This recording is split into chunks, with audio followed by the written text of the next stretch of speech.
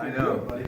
All right, yeah, the orange hat. You need one. Title is, we got to get Chris Bring one for me now. It's Orange Hat Club here tonight at CBS Radio Studios. Josh Bell finding a way to hit. Home runs will follow. Just saw that trending on Facebook. They're up 1-0 after his double. So what do you take from last night in Garrett Cole as he looked so frustrated as Matt Adams yanked one out of the park? Yeah, I mean, the frustration I think really came in the first inning. We saw 31 pitches, 21 to get through the first two hitters.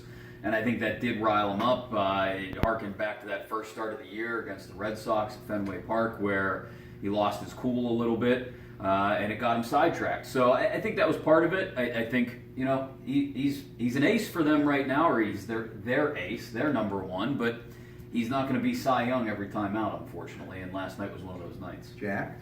Oh, he's human.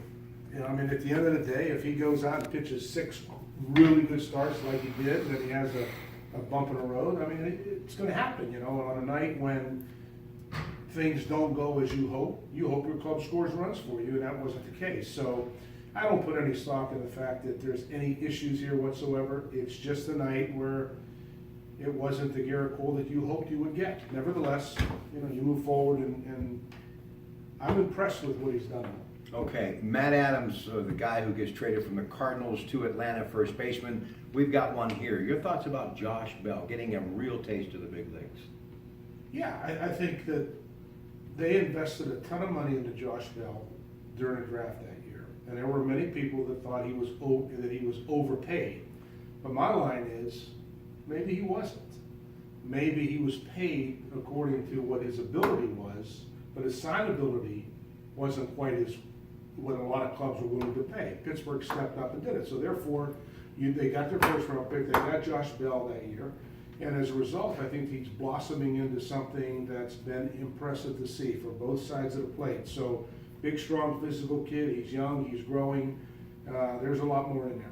By the way, good job on Root Sports, by the way. Well, thank you. All right, last thing. I see a lot of upside with this team of late. Hopefully it'll carry into the weekend as they return home. Go ahead.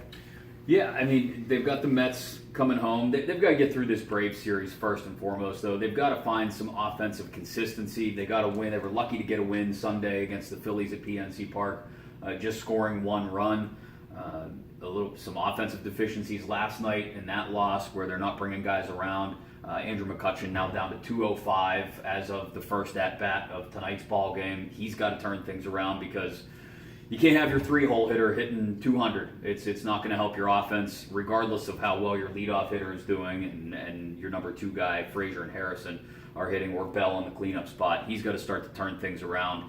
If that's the case, if they can keep putting up numbers the way they did at the beginning of that last homestand, especially in the games they won against Washington, then yeah, there's a chance to go ahead and make some hay against both the Braves the rest of this weekend, the Mets this weekend at PNC Park. Real talent, very good, both of these gentlemen. Great bookends for your pre and post game, Jack Zarinzik and Chris Mack. I'd like to stay, but the newscast is just about over. Time to go back on the air. Plus, I have a bagel waiting, ladies and gentlemen. Let's go. Thanks, Rob. Thanks, guys. Back to KDK.